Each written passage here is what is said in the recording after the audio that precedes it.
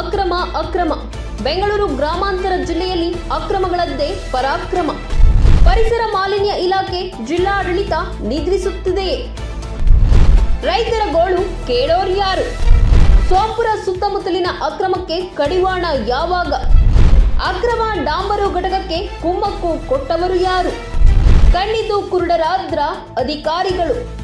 ಹೌದು, ಬೆಂಗಳೂರು ಗ್ರಾಮಾಂತರ ಜಿಲ್ಲೆಯ ವ್ಯಾಪ್ತಿಗೆ ಒಳಪಡುವ ನೆಲಮಂಗಲ, ಹೊಸಕೋಟೆ, ದೊಡ್ಡಬಳ್ಳಾಪುರ, ದೇವನಹಳ್ಳಿ ತಾಲೂಕುಗಳಲ್ಲಿ ಈಗಾಗಲೇ ಸಾಕಷ್ಟು ಅಕ್ರಮಗಳು ನಡೆಯುತ್ತಿದೆ ಎನ್ನುವುದಕ್ಕೆ ಹಲವು ನಿದರ್ಶನಗಳು ನಿತ್ಯ ನಿರಂತರವಾಗಿ ನಮ್ಮ ಕಣ್ಣ ಮುಂದೆ ಸುದ್ದಿ ಆಗುತ್ತಿದೆ.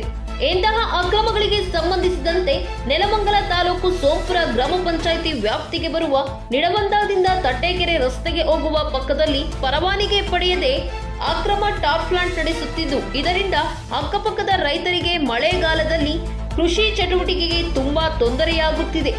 ಈ ಘಟಕದಿಂದ ದಟ್ಟವಾದ ಹೊಗೆ ಹಾಗೂ ಧೂಳು ಹೊರಬರುತ್ತಿದ್ದು, ರಸ್ತೆಯಲ್ಲಿ ಸಂಚರಿಸುವ ವಾಹನ ಸವಾರರ ಮೇಲೆ ಧೂಳಿನ ಕಣಗಳು ಬೀಳುತ್ತಿದೆ.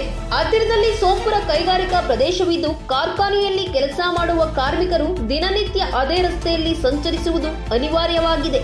ಈ ಡಾಂಬರ್ ತಯಾರಿಕಾ ಘಟಕ ಪರಿಸರ ಮಾಲಿನ್ಯ ಮಂಡಳಿ, ಗಣಿ ಮತ್ತು ಭೂ ವಿಜ್ಞಾನ ಇಲಾಖೆ, ಗ್ರಾಮ ಪಂಚಾಯಿತಿ, ಜಿಲ್ಲಾ ಆಡಳಿತ ಸೇರಿದಂತೆ ಯಾವುದೇ ಒಂದು ಸರ್ಕಾರಿ ಪ್ರಾಧಿಕಾರಗಳಿಂದ ಪರವಾನಗಿ ಪಡೆದಿಲ್ಲ.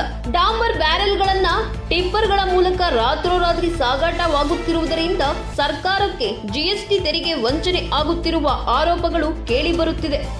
ಸಾಗಾಟಕ್ಕೆ ಫಿಟ್ನೆಸ್ ಸರ್ಟಿಫಿಕೇಟ್, ಇನ್ಸೂರೆನ್ಸ್ ಮುಗಿದ ವಾಹನಗಳನ್ನ ಟಿಪ್ಪರ್ ಲಾರಿಗಳು, ಜೆಸಿಪಿ ಯಂತ್ರಗಳ ಬಳಕೆ ಆಗುತ್ತಿದೆ ಎಂಬ ಆರೋಪಗಳು ಕೇಳಿಬರುತ್ತಿದೆ.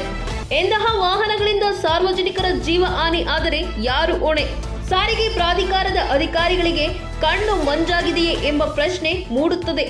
ಇಷ್ಟೆಲ್ಲ ಅಕ್ರಮಗಳು ಹಾಡು ಹಗಲೇ ರಾಜಾರೋಷವಾಗಿ ನಡೆಯುತ್ತಿದ್ದರೂ ಸರ್ಕಾರಿ ಪ್ರಾಧಿಕಾರದ ಅಧಿಕಾರಿಗಳು ಯಾವ ಹಾಡು ಗೋಡೆ ಹಿಂದೆ ಅದೇನು ಕಡೆದು ಗುಡ್ಡೆ ಹಾಕುತ್ತಿದ್ದಾರೋ ಆ ಭಗವಂತನಿಗೆ ಗೊತ್ತು.